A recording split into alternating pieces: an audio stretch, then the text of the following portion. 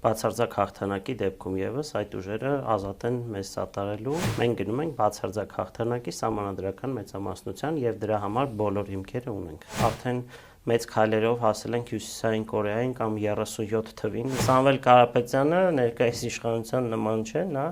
Ալիևի հետ հավասարը հավասարին եւ միգուցեև ոչ թե միգուցե այլ համոզված եմ միգուցեև ավելին կարող է բանակցել։ Ում բռնում ենք,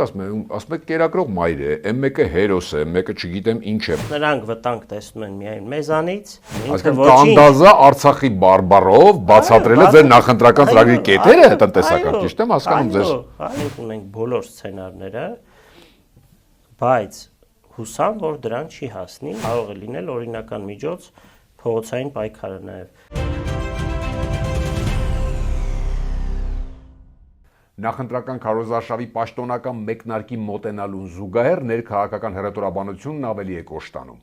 Ընտրակաշարքի վերաբերյալ գործերը սկսում են շատանալ ու դրանք հիմնականում մեկ ուժի վերաբերյալ են։ Բարև ձեզ, ես Արկադի Գրիգորյանն եմ, Կիզակետում այսօր այդ ուժի ներկայացուցիչն է, որոնք շարունակում են պնդել, որ հաղթելու են ու հաջորդ վարչապետը հենց իրենց առաջնորդն է։ Ուժեղ Հայաստան կուսակցության անդամ Աշոտ Մարկոսյան, բարի գալուստ Կիզակետ։ Շնորհակալ եմ հրավերն ընդունելու համար, պարոն Մարկոսյան, եւ այսպես օրերս Սամվել Կարապետյանը 2 օր առաջ հայտարարեց, որ շուտով Քոչարյանն ու Ծառուկյանը կունենան հնարավորություն պաշտպանելու մեր, այսինքն ձեր կուսակցության թեկնածուին, մեջ բեմում իրեն,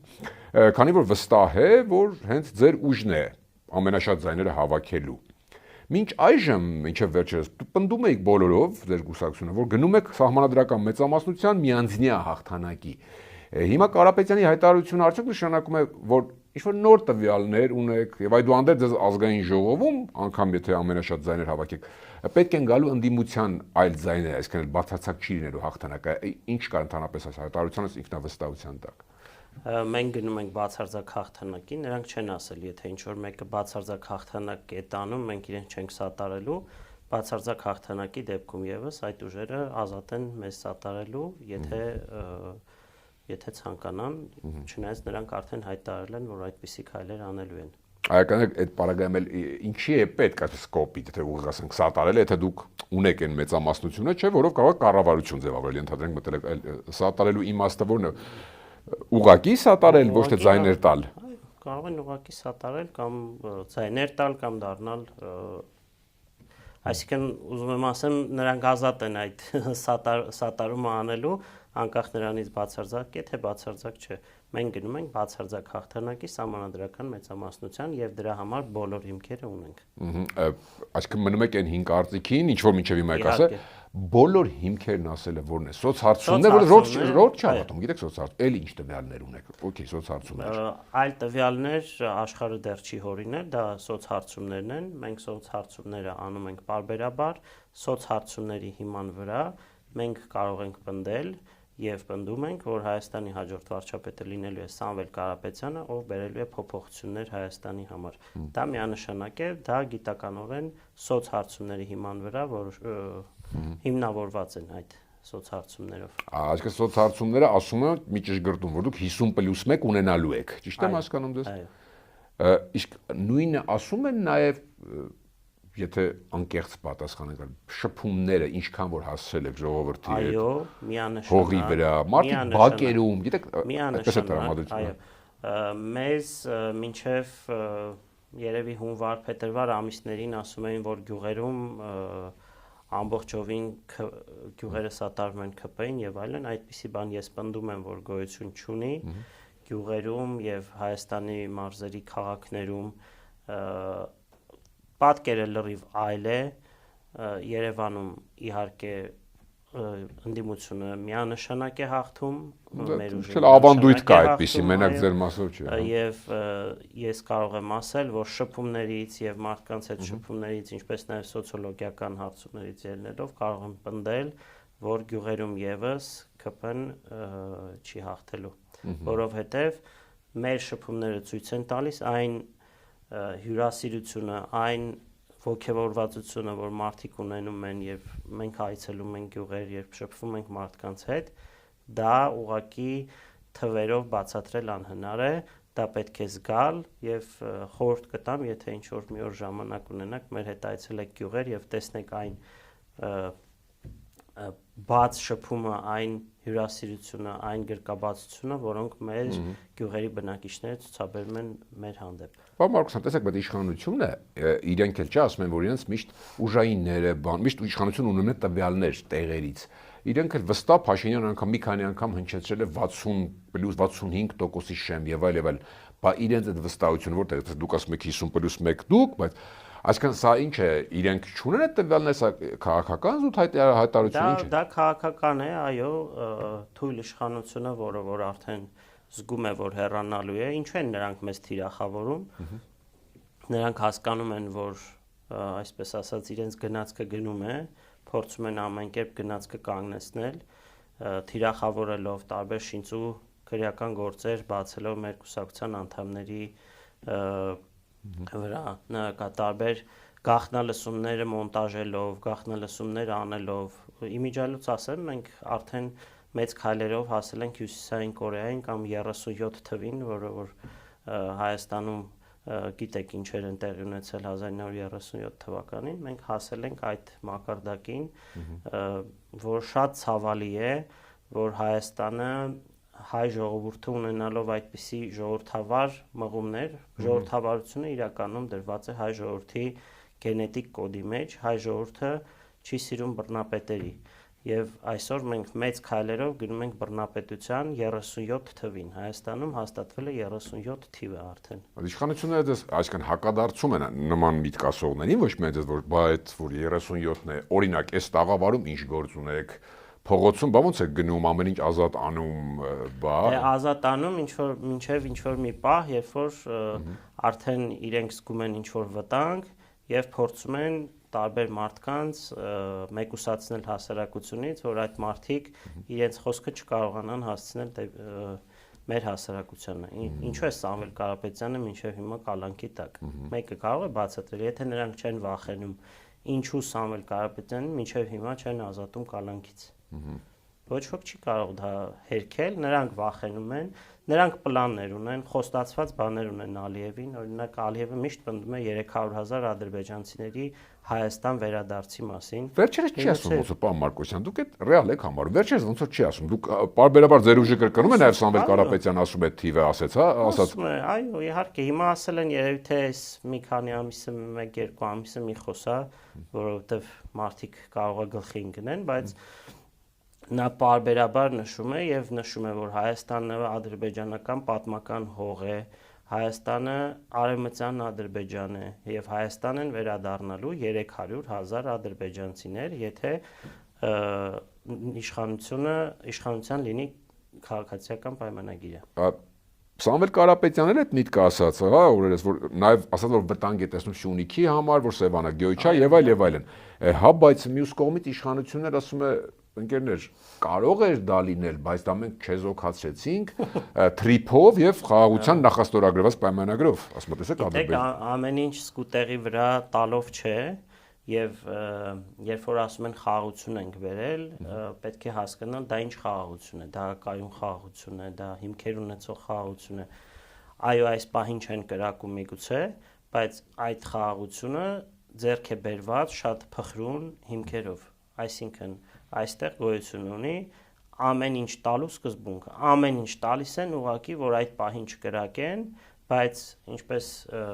կարծեմ Չերչիլն էր ասել, եթե գնում ես նվաստացման, որ պատերազմ չլինի, ստանում ես երկուսն էլ, նվաստացումն էլ, պատերազմն էլ։ Հիմա մենք ընտրել ենք այդ ուղին, նվաստացման ուղին, հայ ժողովուրդը, որը որ շատ մեծ ժառանգություն ունեցող, հազարամյակներ պատմություն ունեցող ժողովուրդ է, այսօր ուղղակի կզած է Ալիևի առաջ ի շնորհիվ այս կառավարման, այս թույլ իշխանությունների։ Դե ասում են, եթե այս թեման մի պահ շարունակենք, դուք էլ իրենց բառապաշարով, իրենց Փաշինյանի բառապաշարով պատերազմի եռագլուխ կուսակցության գլուխներից մեկն եք, այսպես խոսում եք, գալու եք գոնե մենք ասում ենք, տեսեք, դուք էլ ասեք, չեն կրակում եւ այլն, հենց եկաք ու պատերազմ կլինի, հայտնի միտքն էլ գիտեք սեպտեմբերին։ Ոնց եք անելու, ինչպես եք անելու, որ չլինի։ Մենք ունենք ուժեղ առաջնորդ, որը ունի բանակցելու հմտություններ, այլ ոչ գնալ ամեն ինչ տալու, սենց խեղճ նստելու։ Անձամբ է բանակցելու, թե ձեր ենթադրենք ընտրվել եք արտգործնախարարը, հենց այդպես է որոշված դա բլոկ է, այո, ամենակարևոր հարցերում Սամվել Կարապետյանը պետք է ներգրաված լինի, քանի որ նա ուժեղ բանակցող է, նա արդեն տասնամյակներ ղեկավարում է Հայաստանի հայկական ամենախոշոր ընկերությունը եւ նրանից լավ բանակցել, չգիտեմ, այս երկրում երևի թե մատների վրա կարող ենք հաշվել, թե քանի հոգի կարող է բանակցել։ Ալիևի հետ, բայց չմոռանանք։ Չենք կարող ժխտել, որ փորձառու արդեն տարիների ընթացքում, Սամվել Կարապետյանը ներկայիս իշխանության նման չէ, նա Ալիևի հետ հավասարը հավասարին եւ միգուցեև ոչ թե միգուցե, այլ համոզված եմ միգուցեև ավելին կարող է բանակցել եւ հաստատ Սամվել Կարապետյանը այն մարդը չէ, ով կկաշկանդվի Ալիևից։ Օրինակ մի կոնկրետ օրինակ, վստահաբար դուք եք, չէ՞, պնդում որ Ադրբեջանը պետք է դուրս գա 240-ի մետր օկուպացված տարածքից կիլոմետր։ Նստած ենք ոնց կուզեք պատկերացեք, դուք Սամվել Կարապետյանը, Գես Ալիևը կամ հակառակը ասում եք, գիտեք, պետք է դուրս գաք, որ ունի խաղաղություն։ Ալիևը, եթե ուղիղ ժողովրդականացնեք, չեմ դուրս գալիս, ես հաղթողն եմ։ Չեմ դուրս գալիս ու վերջ։ Այդ բանը ի վերջո պարտված է, չէ՞, Հայաստանը, ուզենք թե չուզենք, պարտվել ենք պատերազմ։ Հիմա նայեք, եթե այդպես վերցնենք, օրինակ Ճապոնիան կամ Գերմանիան, որը որ հիմա աշխարհի ամենածաղկող երկրներից է, պետք է գոյություն չունենային պարտվելուց հետո։ Նրանց կապիտուլյացիա էր ամբողջ։ Բայց նրանք գոյություն ունեն, նրանք ծաղկում են, նրանք աշխարհի ամենազարգացած երկրներն են, որովհետև ունեցել են առաջնորդներ, ովքեր մտածել են ոչ թե սեփական աթոռը պահելու համար, այլ իրենց ազգին, իրենց երկրին բերել են բարգավաճում, ծաղկում, այնպես որ Ալիևը հիմա շատ բան կարող է ասել, բայց դիմացը պետք է լինի մարդ, ով կկարողանա հակադարձել Ալիևին, իսկ այսօրվա իշխանությունները Ալիևին հակադարձել չեն կարողանում։ Ալիևը ինչ ուզել է, մինչև հիմա ինչ ուզել է, ստացել է։ Ինչ ուզել է, դուք կարող եք բացել նրա հայտարարությունները եւ նայել, ինչ ուզել է այդ մարդը, ինչ ասել է, տվել են։ Բայց օրինակ այդ բառը ինչի են տվել, բանակցելու հմտություն չունեն, թե չեն ուզում պահել։ Մի տեսակ լոգիկային հակառակը չէ ստացվում։ Լավ չէր լինի, որ այդ ձեր ասածի պես իրենք է բանակցեին, իրենց անունն լավ հիշվեր եւ այլն, հա ինչն է դրդապատճառը, չեն կարողանում թե կարողանան բանակցել, եթե չեն կարողանում բանակցել, այդ մարդիկ կյանքում ինչ են արել ընդհանրապես։ Իրենց մի հատ անցած ուղին նայեք, ինչ են արել մինչև հիմա։ Մեկը, չգիտեմ, խանութի վաճառողից դարձել է եսի մի ինչ, մյուսը իհարկե խանութի վաճառողի հասցեին ոչինչ չեմ կարող ասել, նրանք էլ շատ արժանի են, բայց պետք է բանակցելու այդ դիվանագիտական սեղանի շուրջ նստելու փորձ ունենաս, որպեսզի գնաս բանակցես։ Դες կասեն բիզնեսներ, նա բիզնեսում էր, հա, Կարապետյան, բիզնես բանակ, էս մի քիչ միջպետական, աշխարհաքաղաքական։ Բիզնես բանակցություններում էլ շատ հաճախ լինում են այնպիսի բանակցություններ, որ կարելի է շատ զուգահեռներ անցկացնել։ Բանակցություն վարելը դա արվեստ է։ Բանակցություն ամեն մեկը չի կարող վարել։ Իսկ այսօրվա բանակցություն վարողների ուղին, եթե դուք նայեք, դուք կտեսնեք, որ նրանք երբեք բանակցություն չեն վարել, նրանք անգամ կառավարման փորձ չունեն։ Այս մարդը կառավարում է 60,000-անոց ընկերություն, 60,000 աշխատող ունեցող ընկերություն է կառավարում, որը հայկական ամենամեծ ընկերությունն է։ Այսինքն հայկական ժամանակի խմբագիրը ավելի լավ կարող է բանակցել, քան հայկական ամենամեծ խոշոր ընկերության սեփականատերը, ով ստեղծել է այդպիսի իմպերիա զրոյից։ Լավ, մասամբ անդրադարձակ, բայց այդուհանդերձ, տեսեք, Կանդազին կալանավորեցին, վերջի դեպքից եմ էլի գնում, հա, հայտնի։ Մինչ այդ Գոհար Ղումաշյան, էլի դեպքեր, մարզային, հիշում եք, զանգեր եւ այլն գաղտնացումներ։ Բոլորը տարօրինակ չէ, որ ձեր կուսակցության շուրջ է, ճիշտ է, ասիկ որ վախենում են եւ այլն։ Ու բոլորը ենթադրյալ ընտրակաշառքի գործով, այդ կասկածյալները այդ թեմայով են։ Իշխանությունը ձեզ մեղադրում է, ասում է, ում բռնում ենք, ասում է կերակրող մայր է, այն մեկը հերոս է, մեկը չգիտեմ ինչ է, բան անգամ հեգնում են, որ դա ցուցակ ներկայացեք ում կարող ենք բռնում, չէ, եւ այլն։ Բայց իրենք ինչու ասում եմ այդ կատեգորիայի մարդկանց կարելի է օրենք խախտել, թե ոչ։ Ինչու է միայն ձեր ուժի հետ կապված նման գործերը։ Էլի կան, չէ՞, նաև խոշոր ընդդիմադիրներ, որոնք սոցհարցումներով խոշոր են եւ այլն, որոնց անունները հնչեցին։ Ամենայն հարգանքով։ Ինչի՞ն է անունը չի շոշափվում։ Ամենայն հարգանքով բոլորի նկատմամբ նրանք վտանգ տեսնում են միայն մեզանից, նրանք վտանգ տեսնում են իրենց իշխանությունը կորցնելու միայն ուժեղ Հայաստան կուսակցությունից, դուք ձայնագրությունները շատ լավ երևի թե լսել եք։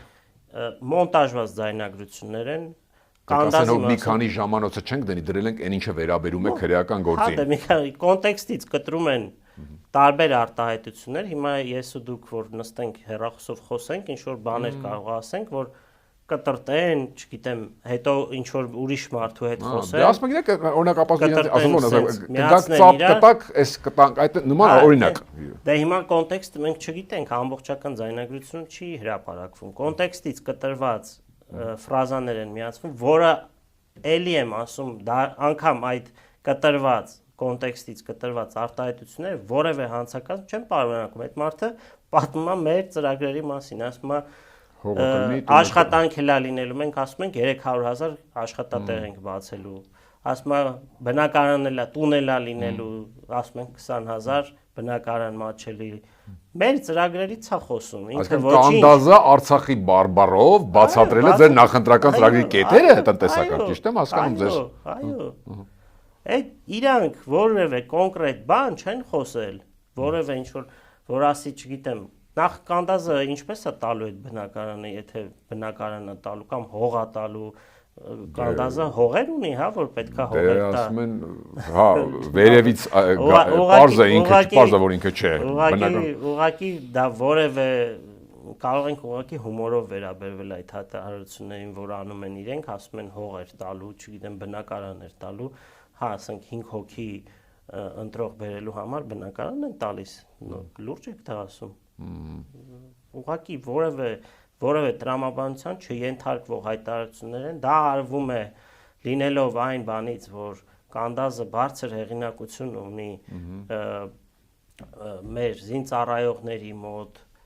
նախկին զինծառայողների մոտ, բարձր հեղինակություն ունի, ինքը ամբողջ կյանքը ծառայել է հայրենիքին։ Նրանք փորձում են դրանով ուղղակի նսեմացնել նրա վաստակը։ Ուրիշ ոչինչ։ Սոցցանցերում մի քիչ էլ հումորային բան հայտնվեց, թե ասում եք լեգենդար հետախույզ է, այսինքն իրականում ինքը պետք է լինի, լավ իմաստով խորամանկ, չգիտեմ ինչ եւ այլն, էլի, այսինքն պատրաստված մարդ։ Է պատրաստված մարդը հարց են տալիս,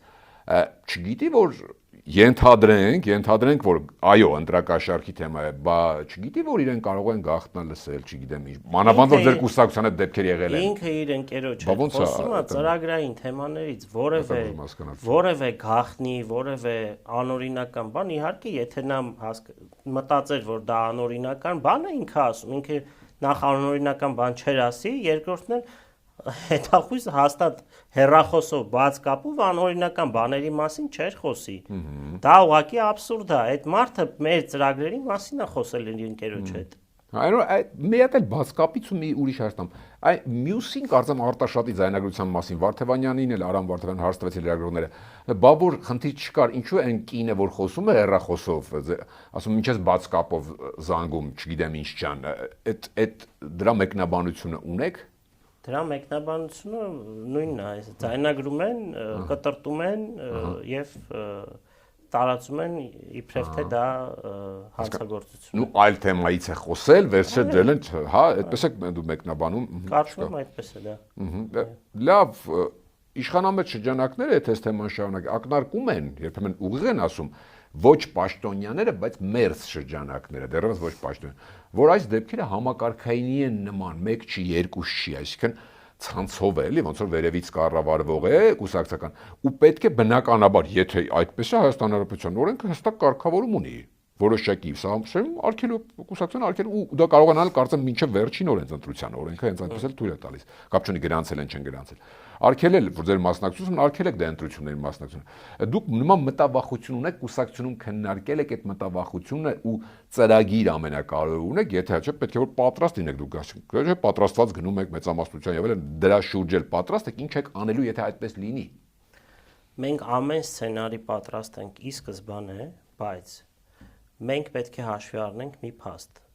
Ունեք այդ մտավախությունը իդեպ, նոր շարունակեք։ Մտավախությունը չունեմ։ Փակելու, արգելելու։ Մտավախությունը չունեմ, որովհետև Հայաստանում վերջի վերջո դա ուղղակի կլինի Հայաստանում ժողովրդավարության, ընդհանրապես պետական կառավարման վրա խաչ քաշել, այդպիսի բան անելը, դա նշանակում է ուղղակի խաչ քաշել պետության վրա, դարձնել մի մարդու անձի կառավարման, եկեք սարքենք միապետություն, ինքը դառնա թագավոր, մենք էլ ընտրություններ ընդհանրապես չանենք, սենց գնա, հետո էլ կփոխանցի, չգիտեմ, Մարիամին կամ Աշոտին գահը։ Տեսնելով Փաշինյանին դուք արդյոք գոնե կասկած չունեք, որ այդպես կանի։ Դուք միջև այդ Ես ուղղակի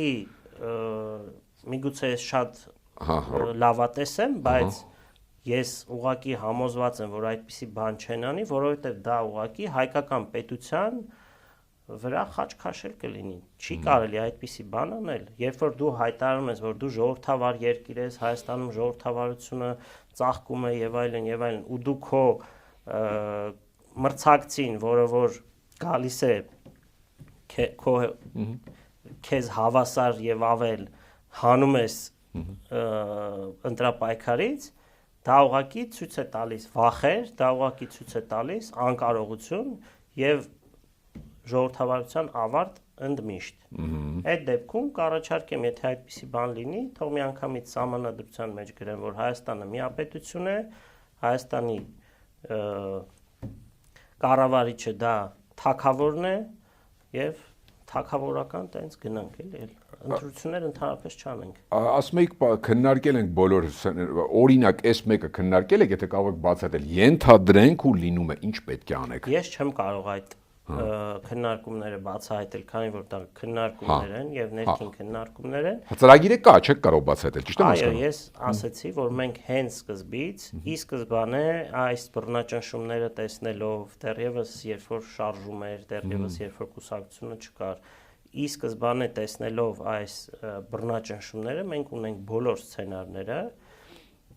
բայց հուսամ, որ դրան չի հասնի եւ այդ ժողովրդավարության ավարտ մենք Հայաստանում չենք տեսնի։ Որովհետև դա վերջին կետը կլինի, այսինքն վերջակետ կդնենք, այս նախադասությունը ժողովրդավարության ավարտի գրվում է հիմա։ Այս բռնաճնշումներով, այս 37 թվի գաղտնալսումներով, այս ամեն ինչով այդ նախադասությունը գրվում է։ Հիմա մնացել է այդ, եթե դուք ասում եք արգելելու են կամ չգիտեմ ինչ, դա վերջնակետը կլինի, վերջակետ կդնեն Հայաստանի ժողովրդավարության եւ ընդհանրապես պետության ֆունկցիոնալության վրա, այդպիսի բան չի կարելի անել։ Անկամ եթե 30, 40, 50 քրեական գործ դնեն Սևանի պարոն Մարկոսյան, ասեմ, տեսեք։ Քրեական գործերի տակ որևէ սխալ ասել, դատանի վճիռ, իդեպ ոչ թե քրեական գործ, այլ դատանի վճիռ։ Դատարանի վճիռ թող լինի ապացույցներ, ոչ թե մոնտաժված ձայնագրություններ։ Մի մարդու հետ մի բան են խոսել, մյուս մարդու հետ մյուս բանն են խոսել, այս երկու ձայնագրությունները կիսել, կպցրել են իրար, դարձրել են մի ձայնը։ Այդ ինչի այսքան ժամանակ ձայնագրություններ հրապարակվեցին, հələ չկա ոչ մի վճիռ, որով ասում է այս ձայնագրությունը ճիշտ է։ Ինչի՞։ Բա թող ասեն, որովհետև բոլորը մոնտաժված ձայնագրություններ են, վերցնում են մի խոսակցությունից մի ֆրազա, մյուս խոսակցությունից մյուս ֆրազա, կպցնում են իրար, սարքում են մի ամբողջական ձայնագրություն, հրապարակում են, թե դա հանցակազմ է, հանցագործություն է, բայց այդ ձայնագրություն, անգամ այդ մոնտաժված ձայնագրությունով, եթե դուք լսում եք, դուք չեք այդ մարդը մեր ծրագրերի մասին է խոսում, հենց Կանդազի մասին եմ խոսում, մեր ծրագրերի մասին է խոսում, որը հրապարակված է, որը կուսակցության բոլոր անդամները միշտ խոսում են 300,000 աշխատատեղ ստեղծելու մասին, 20,000 բնակարան մատչելի բնակարանների մասին, ինչ պետք է ավելի իրանց նման 300,000 ադրբեջանցիների մասին խոսենք, որ հանցակազմ չլինի։ Իրենք 300,000 ադրբեջանցիներ են բերում Հայաստան, մենք ասում ենք 300,000 աշխատատեղ ենք ստեղծում։ Հիմա իրանք այդ ոնց կլինի, էլի։ Վերջում տեսեք, մի զգուշավոր չասեմ կամ միշտ այս պահին բացի մի երկու հանրահավաքից ու դատանի բակում ձեր աջակցելուց, հա, ձեր կողմնակիցներին, փողոցային պայքարի կարծես թե մարտավարություն չի երևացել ձեր ուժի կողմից։ Հիմա այդ կա ձեր ծրագրերում, ենթադրենք, չէ՞ որ ասում եք պետք է գնանք բացարձակ մեծամասնության, ենթադրվում է, որ քվեներին էլ տեր պետք է կանգնեք, հա, ժողովրդի տված է տեր կանգ, բոլորն ասում են որ տեր պիտի կանգնենք։ Եթե տեսել եք խախտումներով եւ այլնով, փողոցային պայքարի սցենար, ավելի շատ հետընտրական, քան նախընտրական, կարծես թե չեք ունեք նման բան, այսինքն չեք խուսափի փողոց դուրս գալուց, որովհետեւ դա արդեն այլ կատեգորիա է ու դասական քաղաքականություն չէ։